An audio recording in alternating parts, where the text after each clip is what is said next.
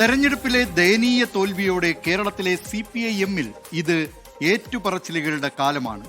തെറ്റുകളും വീഴ്ചകളും തുറന്നു സമ്മതിക്കാതെ ജനവിശ്വാസമാർജിക്കാൻ വേറെ കുറുക്കുവഴിയില്ലെന്ന തിരിച്ചറിവിലാണ് സമീപകാല ചരിത്രത്തിലൊന്നുമില്ലാത്ത വിധം CPIM നേതൃത്വം പരസ്യമായ കുറ്റസമ്മതം നടത്തുന്നത്. ഭരണത്തിലിരിക്കുന്ന കാലത്ത് ചെയ്തുകൂട്ടിയ തെറ്റുകൾക്ക് നേരെ വിരൽ ചൂണ്ടിയവരെ എതിർ രാഷ്ട്രീയത്തിന്റെ ചാപ്പയടിച്ചും പുലഭ്യം പറഞ്ഞും ആക്രമിച്ച നേതാക്കൾക്കെല്ലാം തോറ്റ ശേഷമാണ് നേരം വെളുക്കുന്നത്. അപ്പോഴും വെളിപ്പെടുന്നത് ജനവിധിയുടെ കരുത്താണ്. അടി ചെയ്യും ഗുണം അണ്ണൻ തമ്പിയും ചെയ്യില്ലെന്നാണല്ലോ നാട്ടുമൊഴി. കാണാം തിരുവനന്തപുരത്ത് നിന്ന് R. ശ്രീജിത്ത് തയ്യാറാക്കിയ റിപ്പോർട്ട് ഏറ്റുപറച്ചിലിന്റെ കാലം. CPIM-നെ തോൽപ്പിക്കാൻ വലിയ പ്രയാസമില്ല, എന്നാൽ തോറ്റുവെന്ന് സമ്മതിപ്പിക്കാനാണ് പ്രയാസം. തെരഞ്ഞെടുപ്പ് ഫലം വരുമ്പോഴൊക്കെ നാം പതിവായി കേൾക്കുന്ന കാര്യമാണിത്. ഇതിൽ വലിയ അതിശയോക്തിയൊന്നുമില്ല. സംശയമുള്ളവർ ലോക്സഭാ തെരഞ്ഞെടുപ്പിന്റെ ഫലം വന്ന ശേഷവും തദ്ദേശ ഫലം വന്ന ശേഷവും CPIM നേതാക്കൾ നടത്തിയ പ്രതികരണങ്ങൾ ഒന്ന് കേട്ടാൽ മതി. വോട്ട് കണക്ക് തിരിച്ചും മറിച്ചും വ്യാഖ്യാനിക്കുന്നത് കണ്ടാൽ ആരാണ് തോറ്റുപോയതെന്ന് നമ്മൾ സംശയിച്ചു പോകും. എന്നാൽ ഇത്തവണത്തെ തെരഞ്ഞെടുപ്പ് ഫലം ഇതിനുള്ള അവസരങ്ങളൊന്നും നൽകിയിട്ടില്ല. അത്രയ്ക്ക് ദയനീയമായി ജനം തോൽപ്പിച്ചു കളഞ്ഞു. ഇത്തവണത്തെ നിയമസഭാ തെരഞ്ഞെടുപ്പിൽ സംസ്ഥാനത്ത് LDF-ന് ലഭിച്ചത് ചരിത്രത്തിലെ ഏറ്റവും കുറഞ്ഞ വോട്ട് വിഹിതമാണ്. 98 സീറ്റിൽ നിന്ന് 35 സീറ്റിലേക്ക് ചുരുങ്ങിയ ഇടതുമുന്നണിയുടെ വോട്ട് വിഹിതം 45.28% നിന്ന് 37.61% കൂപ്പുകുത്തി. മൂന്നാമതും തുടർഭരണമെന്ന് മനക്കോട്ട കെട്ടിയിരിക്കുമ്പോഴാണ് ജനം മുഖമടച്ച് പ്രഹരിച്ചത് എന്നതാണ് ഏറ്റവും ശ്രദ്ധേയമായ കാര്യം. അതുകൊണ്ടാണ് അധികാര ചിഹ്നമെന്ന് കരുതിപ്പോരുന്ന ഇന്നോവ ക്രിസ്റ്റയിൽ ചീറിപ്പാഞ്ഞുകൊണ്ട് വളച്ചുകെട്ടിയ ഭാഷയിലും ഇസ്തിരിവടിവിലും സംസാരിച്ചവരെല്ലാം മണ്ണിലേക്ക് ഇറങ്ങിവന്ന് വീഴ്ച ഏറ്റുപറയാൻ നിർബന്ധിതരാകുന്നത്.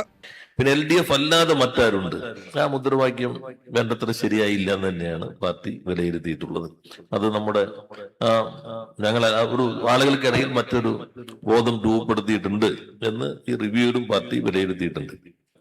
ശബരിമലയുടെ പ്രശ്നം, അതിൽ നമ്മൾ നടപടിയെടുക്കും, അതിൽ വീഴ്ച സന്ദർഭത്തിൽ തന്നെ നടപടിയെടുക്കേണ്ടതായിരുന്നു. പാർട്ടിയുടെ സംഘടനാ സാങ്കേതികത്വങ്ങളെല്ലാം നോക്കേണ്ടിയിരുന്നതെന്നും ഇപ്പൊ നമ്മൾ കണ്ടിട്ടുണ്ട്. തളിപ്പറമ്പിൽ സംസ്ഥാന സെക്രട്ടറിയുടെ ഭാര്യയെ മത്സരിപ്പിക്കാനുള്ള തീരുമാനം വന്നപ്പോൾ തന്നെ അതിലെ അനൗചിത്യം ചൂണ്ടിക്കാണിക്കപ്പെട്ടതാണ്.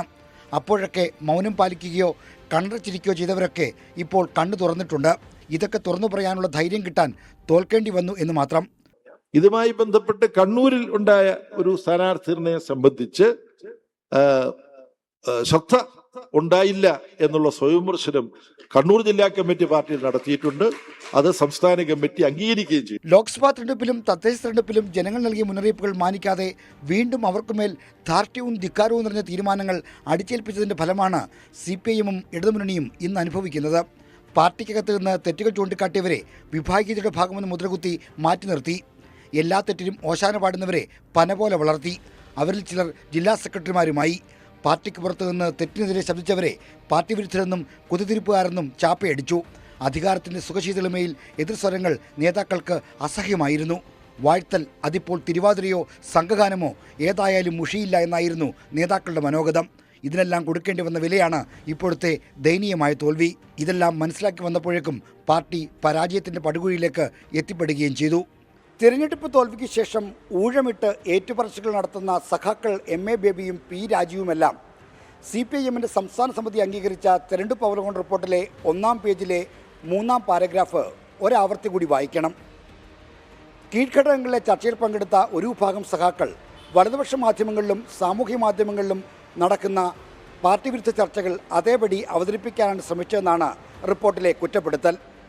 പഴയ വിഭാഗീയതയുടെ അവശിഷ്ടങ്ങൾ മനസ്സിൽ വെച്ച് ചർച്ചയിൽ പങ്കെടുത്തവരുമുണ്ടെന്ന് റിപ്പോർട്ട് കുറ്റപ്പെടുത്തുന്നുണ്ട്. ഇങ്ങനെയെല്ലാം അവലോകന റിപ്പോർട്ടിൽ എഴുതി വെച്ച ശേഷം ഏറ്റുപറച്ചിൽ നടത്തിയിട്ട് എന്താണ് കാര്യം? തിരുവനന്തപുരത്ത് നിന്ന് R. ശ്രീജിത്ത്, 24.